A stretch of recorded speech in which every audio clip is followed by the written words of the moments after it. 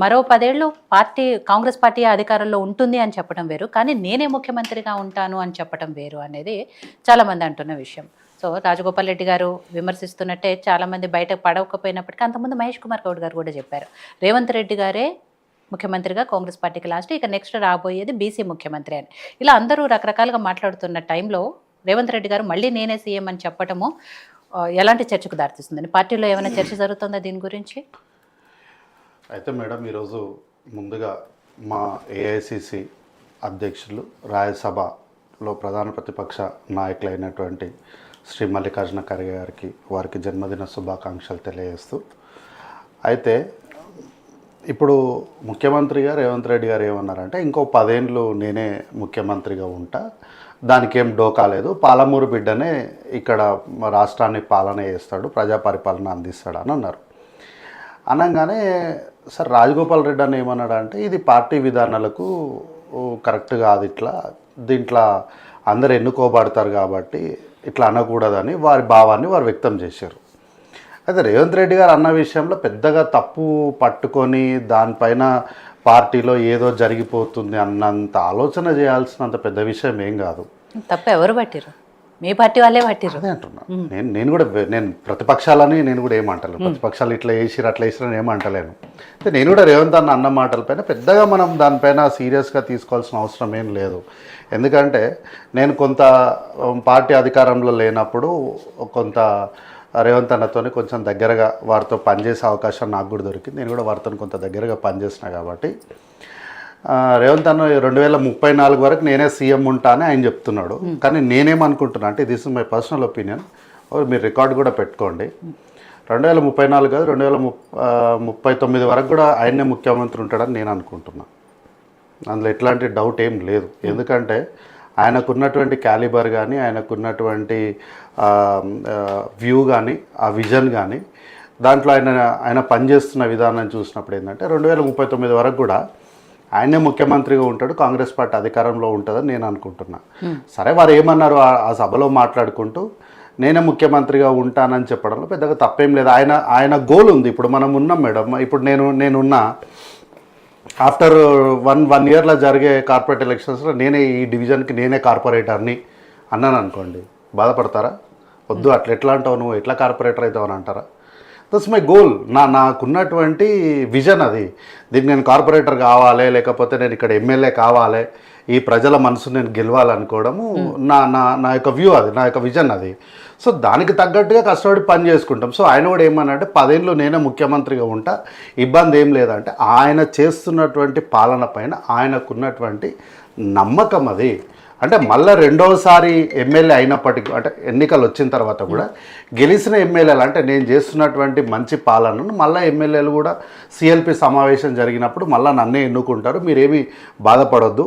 అంటే మేజర్గా ఆయన మాట్లాడిన వేదిక ఏంది? పాలమూరు వేదిక పైన మాట్లాడినాడు కాబట్టి, ఆయన ఆ ప్రాంతం నుంచే వచ్చినవాడు కాబట్టి అక్కడ ప్రజలకు ఆ కాన్ఫిడెన్స్ ఇవ్వడానికి వారు చెప్పారు. దాంట్లో సరే, ఒకవేళ రాజగోపాల్ ఏమైనా మాట్లాడినా కూడా అది ఆయన వ్యక్తిగతానికి సంబంధించిన విషయమే తప్ప అదేమి పార్టీ లైన్లో మాట్లాడిన విషయం ఏం కాదు, పార్టీ విషయం ఏం కాదు.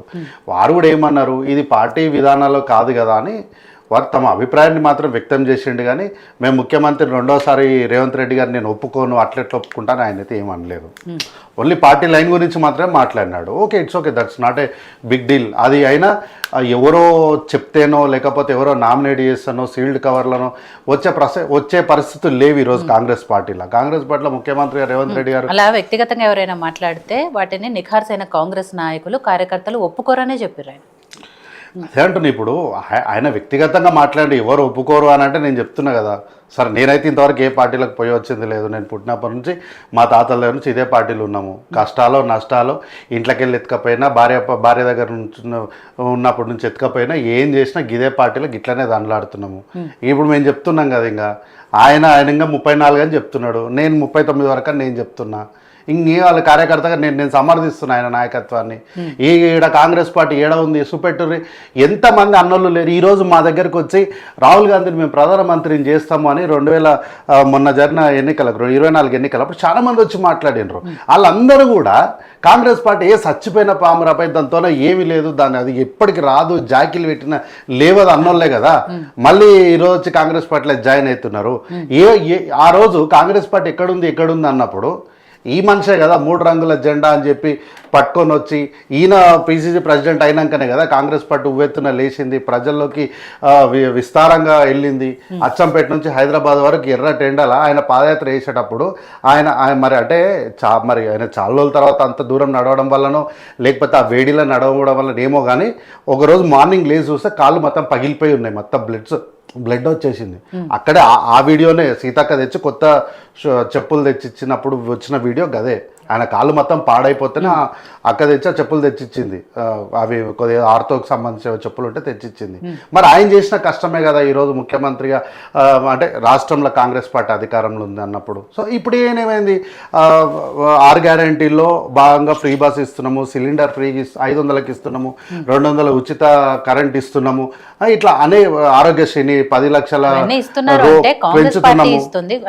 కాంగ్రెస్ ప్రభుత్వం తెలంగాణ ప్రభుత్వం ఇస్తుంది, రేవంత్ రెడ్డి ఏమి పర్సనల్ గా ఇస్తలేడు కదా. అట్లాంటప్పుడు నేను ఇందాక స్టార్టింగ్ లో అదే చెప్పిన, కాంగ్రెస్ పార్టీ అధికారంలో ఉంటుంది అని చెప్పాలి కానీ నేనే సీఎం గా ఉంటానని చెప్పడం ఎంతవరకు కరెక్ట్ అనేది తప్పేం లేదు. అందుకే ఆ ప్రాంతం నుంచి ఇప్పుడు ఆ ప్రాంతం నుంచి వచ్చిన వ్యక్తి కాబట్టి ఆ ప్రాంతంలో అక్కడ నాకు తెలిసి అక్కడ సభలో కూర్చున్న వాళ్ళలో ఒక 30 నుంచి 40% మంది ఆయనకు ప్రత్యేకంగా తెలిసిన వాళ్ళు, ఓ 10-15% మంది ఆయనకు పర్సనల్గా అంటే వరుసలు పెట్టి పిలుచుకునేటోళ్ళు, మామ బాబాయ్ అని పిలుచుకునేటోళ్ళు ఆ సభలో చాలా మంది కూర్చున్నారు. సో ఇప్పుడు అందరు మా వాళ్ళే కూర్చున్నారు. ఆడ మా వాళ్ళు కూర్చున్నప్పుడు అరే నేను పాలమూరు బిడ్డ నేనే ఉంటారా భయ్ ముఖ్యమంత్రిగా, మీరు ఏం టెన్షన్ పడకుండా, మీరు ఏం భయపడకుండా అని ఆ ప్రజలకు ధైర్యం ఇచ్చే ప్రయత్నం చేసిండు. అందులో తప్పేం లేదు. కాంగ్రెస్ పార్టీలో మామూలుగానే ప్రతి నాయకుడు కూడా ఒక ముఖ్యమంత్రి అభ్యర్థితో సమానం ఉంటారు. ఇప్పటికే మంత్రి పదవుల కోసం కొట్లాట్లు నడుస్తున్నాయి, లాబింగులు నడుస్తున్నాయి. అట్లాంటి టైంలో మళ్ళీ ఇంకా 10 ఏళ్ళు నేనే ముఖ్యమంత్రిగా ఉంటాను అన్నప్పుడు డెఫినెట్ గా మిగిలిన నాయకులకు అసంతృప్తి ఉంటుంది కదా. ఎవరైనా లాబీ చేసుకుంటూ ఉండొచ్చేమో కానీ కొట్లాటలు ఉన్న పరిస్థితి అయితే ఏం లేదు. ఎందుకంటే ఎవరి శాఖ వాళ్ళు చూసుకుంటున్నారు. ఇంతకు ముందులాగా నేనే రాజు నేనే మంత్రిలాగా అన్ని శాఖల్ని ముఖ్యమంత్రి కాని వ్యక్తే వచ్చి మొత్తం అన్ని శాఖలపైన రివ్యూలు చేసుకుంటుండే. ఇప్పుడు మళ్ళీ సభలో వచ్చి దీనిపైన చర్చ చేద్దామంటే ఆ శాఖకు మంత్రి నేను కాదు, నాకు సంబంధం నేను వాకౌట్ చేస్తున్నాను ఈరోజు అంటున్నాడు ఆ వ్యక్తి. తెలుసు కదా కల్వకుంట్ల తారక రామారావు అన్నట్టు ఆయన. కాబట్టి ఏంటంటే ఈరోజు ఎవరు కొట్లాడే పరిస్థితులు ఏం లేదు. ఇరిగేషన్ శాఖని ఇరిగేషన్ అయినా చూసుకుంటున్నాడు, పైసలు అయినా చూసుకుంటుండు, కరెంట్ అయినా చూసుకుంటుండు. మంత్రి పదవులు రాని వాళ్ళని నేను అనేది మంత్రి పదవి కోసం కొట్లాడుకుంటున్నాను. Okay fine. రాజకీయాలు ఎవరికైనా ఏముంటుంది, ఫస్ట్ రాజకీయాల్లోకి వచ్చిన వాళ్ళకి ఏముంటుంది, అబ్బా లైఫ్లో ఒక్కసారి అధ్యక్ష అనాలి శాసనసభలో అని ఫస్ట్ గోల్ ఉంటుంది. అధ్యక్ష అన్న తర్వాత ఏముంటుంది, మంత్రి కావాలి అనుకుంటా. మంత్రి అయిన తర్వాత ఏముంటుంది, ముఖ్యమంత్రి కావాలనుకుంటు. ముఖ్యమంత్రి ఒకసారి అయినాక ఏమనుకుంటుంది, అబ్బా అన్నీ అయిపోయినాయి, మనము ఒక్కసారి ప్రధానమంత్రి చేస్తే బాగుండని అనుకుంటే. మనిషి ఆశాజీవి, కోరుకోవడం తప్పలేదు. కాకపోతే కోరుకున్న దానికి తగ్గట్టుగా గ్రౌండ్లో హార్డ్ వర్క్ చేయాలి. హార్డ్ వర్క్ చేస్తే అవుతుంది. ఇప్పుడు మొన్న మనం చూసినాం కదా, ఇంత వర్షం జరుగుతుంది, ట్రాఫిక్ మధ్యలోకి వెళ్ళి ఆయన పోతున్నాడు. ఏం అవసరం ఉంది, ట్రాఫిక్ అక్కడ ఆపేసి ఆయన రాజాలాగా వెళ్ళిపోవచ్చు కదా. ఎవరైనా ఆపుతుండేనా, నువ్వు ట్రాఫిక్ ఎందుకు ఆపినావా అని ఎవరన్నా అడుగుతుండేనా?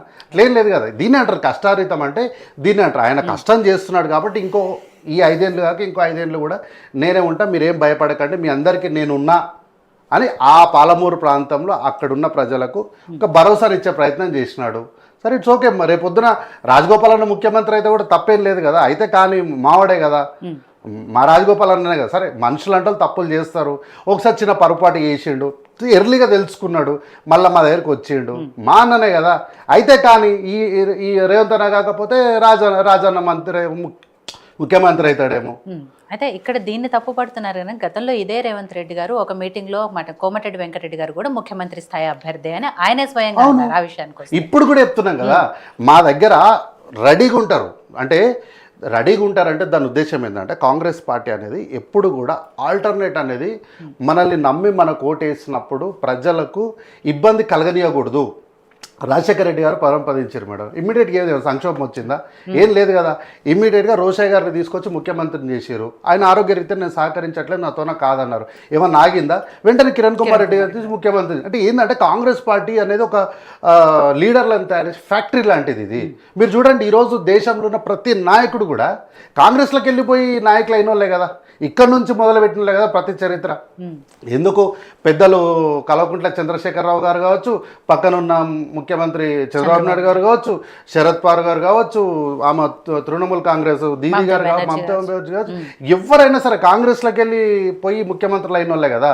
సో ఏంటంటే వాళ్ళకి ఆ రోజు ఉన్నటువంటి సందర్భాల్లో అభిప్రాయ భేదాలు లేకపోతే మనుషులుగా ఏదో ఒక సందర్భాన్ని బట్టి వాళ్ళు విడిపోవడమే తప్ప అందరు ఇక్కడ తయారైన వాళ్ళే కదా, ఇక్కడ జన్మించిన వాళ్ళే కదా. కాబట్టి ఏంది అంటే ఓకే, రేవంత్ అన్న 35 అంటున్నాడు, బట్ నేను మళ్ళీ చెప్తున్నా 39 వరకు ఆయన్నే ముఖ్యమంత్రి ఉంటాడు, కాంగ్రెస్లోనే ఉంటాడు, కాంగ్రెస్ పరిపాలన ఉంటుంది. మళ్ళీ ఈ పార్టీలు ఉంటాడా ఇంకోతో ఉంటాడా మళ్ళీ క్వశ్చన్ అయ్యొద్దు. చాలా మంది అనేది ఏంటంటే 2029 వరకు ఉంటే చాలు, ముందు అది చూసుకోండి అనేది సోషల్ మీడియాలో కూడా వస్తున్నాయి కదా. సరే, నెక్స్ట్ మాట్లాడదాం కార్తిక్ గారు. గౌతమ్ ప్రసాద్ గారు, సరే ఏదైతే 10 ఏళ్ళు నేనే సీఎంగా ఉంటాను అని రేవంత్ రెడ్డి గారు అన్నారో, తద్వారా ఆయన చెప్పడం ఏంటి, కాంగ్రెస్ పార్టీయే మళ్ళీ 10 ఏళ్ళు అధికారంలో ఉంటుంది అనేది ఆయన చెప్పాలనుకున్న అభిప్రాయంగానే అభిమతంగానే. అంటే ఇక్కడ బీఆర్ఎస్ పార్టీ ముఖ్యంగా కేసీఆర్ గారు బాయిలో దూకిన పెట్రోల్ పోసి నిప్పు పెట్టుకున్న తెలంగాణ అభివృద్ధిని ఆపలేరు అని కూడా ఆయన క్లియర్గా చెప్పారు. కాబట్టి ఇంకో 10 ఏళ్ళు అంటే ఇప్పుడు నెక్స్ట్ ఉప ఎన్నికలు వచ్చినా లేకపోతే ఇప్పటికిప్పుడు ఎన్నికలు వచ్చినా కూడా బీఆర్ఎస్ పార్టీ అధికారంలోకి వస్తుందని బీఆర్ఎస్ నాయకులు ధీమాగా ఉన్నారు. కానీ పరిస్థితి చూస్తే వాళ్ళు ఇంకో 10 ఏళ్ళు మేమే అధికారం